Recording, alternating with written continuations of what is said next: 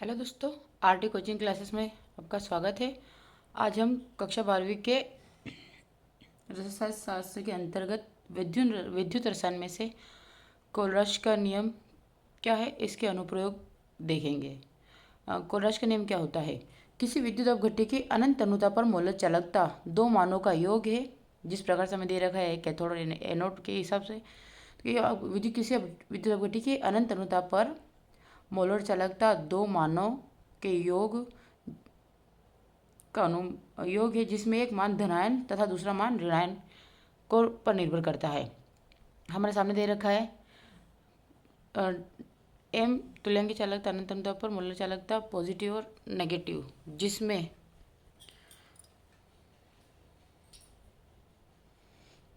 जिसमें lambda infinite positive और lambda infinite negative क्रमशः धनायन और ऋणायन की आयनिक चालकताएं हैं, तथा V प्लस और V माइनस विद्युत यानी कि विद्युत अपघट्य की प्रति फार्मूला इकाई में धनायन और ऋणायन की संख्याएं बताता है। तो हम और इसे अच्छे से समझने का प्रयास करेंगे। अर्थात किसी विद्युत अपघट्य की अनंत तनुता पर तुल्यांकी चालकता उसकी आयनिक चालकताओं के योगफल के बराबर होती है। जैसे हमें दिया गया है अनंत तनुता पर C इन्फिनाइट प्लस, और कैथोड के लिए हम क्या बोलेंगे, हमें दिया गया है ये। तो हमने क्या लिखा, या हम इस प्रकार से भी लिख सकते हैं इसको, ठीक, हमने इसको भी बोला था ना, तो हम इस प्रकार से लिख सकते हैं इसको तनुता पर लेमडा इन्फिनाइट कैथोड के लिए, और ये हो जाएगा आपका लेमडा इन्फिनाइट एनोड के लिए। तो इस प्रकार से अनंत तनुता पर तुल्यांकी चालकता को हम दर्शा सकते हैं। जहाँ हमने C लिखा है उसे हम क्या बोलेंगे, धनायन की आयनिक चालकता है, इसे हम धनायन की आयनिक चालकताएं बोलेंगे, और जो ये है इसे हम ऋणायन की आयनिक चालकताएं बोलेंगे। हम इसके लिए हमें एक उदाहरण दे रखा है NaCl। फिर हम इसको सबसे पहले बनाना सीखेंगे, क्योंकि बनाते कैसे हैं। मोस्टली बच्चे इन चीज़ों को तो याद कर लेते हैं, लेकिन इन चीज़ों को नहीं समझने के कारण इनको खाली रटने का प्रयास करते हैं, जो कि अनुचित माना जाता है। तो हम इनको बनाते कैसे हैं ये सीखेंगे, बस आप ध्यान से देखते रहें। हमें उदाहरण के तौर पे दे रखा है, उदाहरणार्थ Na, ठीक है। अब Na को ही हम सोल्व करेंगे, तो Na के लिए इन्फिनाइट पर NaCl बराबर Na, ठीक है। लेकिन हमने यहाँ पे इन्फिनाइट, तो यहाँ फॉर्मूला के हिसाब से ही चलेंगे। तो हमने क्या लिया, यहाँ पे इन्फिनाइट Na लिया है, और यहाँ पे क्या हमारा पॉजिटिव, ठीक है। अब इसके अनुसार हम वापस देखते हैं, तो हमारे पास क्या इन्फिनाइट और Cl, ये पॉजिटिव वाला और ये नेगेटिव वाला। इतना क्लियर है। अब सेकंड की बात करते हैं। हमारे पास है BaCl2। इसकी अगर अनंत तनुता पर मोलर चालकता की बात करें, सबसे पहले हम इसे SSM2 से हम लिखेंगे। तो हमने क्या लिखा, BaCl2, फिर लेमडा इन्फिनाइट, आपका क्या आया Ba, और हम जानते हैं कि Cl2 लगाया, मतलब कि Ba का 2+ चार्ज है। अगर इसकी ऑक्सीजन संख्या देखें तो 2+, फिर प्लस इन्फिनाइट, हमारे पास Cl है, तो हम क्या लगाएंगे Cl माइनस, लेकिन काय का 2Cl माइनस, ओके। फिर हम लिखते हैं AlCl3। तो अनंत अनंता पर मोलर चालकता के लिए बात करें तो AlCl3 जो होता है उसके लिए अगर बात करें, तो यहाँ से हमें बताया कि 3 मतलब Al पे कितना आएगा 3+ का चार्ज, और आपका यहाँ से आएगा इसके ऊपर Cl माइनस, कितने आएंगे तो 3Cl माइनस, ठीक है। अब बात करते हैं हम Na2SO4। आपको दे रखा है यहाँ पे अनंत तनुता पर मोलर चालकता के लिए हम Na2SO4 को सोल्व करने का प्रयास करेंगे। यहाँ पे आपको सोडियम के है, तो हम क्या लिखेंगे 2 लेमडा इन्फिनाइट Na प्लस, और उसी के हिसाब से इसको लिखने का प्रयास करेंगे, तो हम क्या लिखेंगे इन्फिनाइट SO4 2 माइनस। ये हमारा अलग अलग प्रकार से इसको करने का क्रम हो गया, क्योंकि यहाँ पे क्या होता है Na, क्योंकि Na अपना प्लस चार्ज लेके यहाँ से बॉन्डिंग जब होती है, तो ये Na अपना प्लस चार्ज लेके निकल जाता है, Cl अपना नेगेटिव चार्ज लेके निकल। वैसे BaCl2 में भी Ba2+ आयन लेकर और Cl माइनस साइन लेके निकल जाता है। एल्यूमिनियम क्लोराइड की बात करें तो Al3+ और क्लोरीन इसकी माइनस लेके निकल जाता है। वैसे सोडियम और सल्फर में भी ऐसे ही होता है। अब हम आगे बात करते हैं, जब हम लिखते हैं Ax और By, मान लेते कोई संख्या है, जैसे ठीक है सामान्य विद्युत अपघट्य के लिए आयन ए के कारण चालकता इन्फिनाइट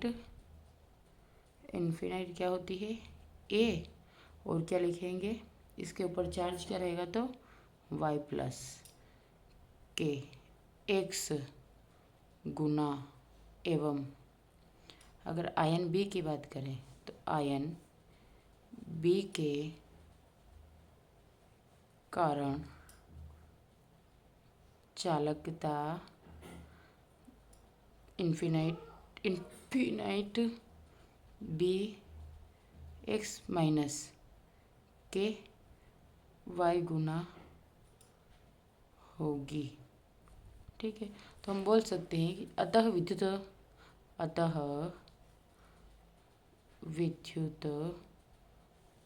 अपघट्य यानी कि क्या था हमारा Ax और By की अनंत तनुता पर मोलर चालकता कितनी होगी, वही अनंत तनुता पर मोलर चालकता Ax और By का मान निम्न होगा। अब सेट तो कर लिया, अब किस प्रकार से होगा, तो हम क्या लिखेंगे, अनंत तनुता पर मोलर चालकता किसके निकाल रहे, Ax और By के निकाल रहे हैं, बराबर x infinite lambda M A कितनी आई, तो इसकी पावर लगाते हैं Y+, और फिर अगर बात करें तो y के लिए तो अनंत तनुता पर m b की घात x माइनस, क्योंकि x भी है ना हमारा, x की बात करें तो x माइनस हो जाएगा। यही कोलराज के नियम को सिद्ध करता है, जो कि हमने अभी देखा कि अनंत तनुता पर x by की x अनंत तनुता x3 y+ और x माइनस। अब कोलराज के नियम के अनुप्रयोग देखते हैं। तो जो कोलराज के नियम होते हैं वो दुर्बल विद्युत अपघट्य के अनंत तनुता पर तुल्यांक चालकता तथा आणविक चालकता का निर्धारण करता है। और अगर इस नियम की बात करें तो जो उपयोग होते हैं दुर्बल विद्युत अपघट्य की तुल्यांक चालकता और आणविक चालकता प्रबल विद्युत अपघट्यों में धनायनों और ऋणायनों की चालकता के मानों का गणितीय समायोजन कर ज्ञात की जाती है, जिसे अभी हमने करके देखा है।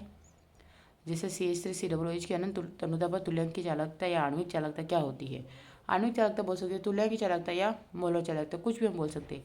इसलिए अनंत तनुता पर एसिटिक एसिड की तुल्यांक की चालकता निकालने के लिए हमें अनंत तनुता पर HCl+ सोडियम एसीटेट और NaCl लेते हैं, और इन्हीं के कॉम्बिनेशन के द्वारा हम क्या बनाते हैं, हमारा ये वाला पूरा कंपाउंड बनाते हैं।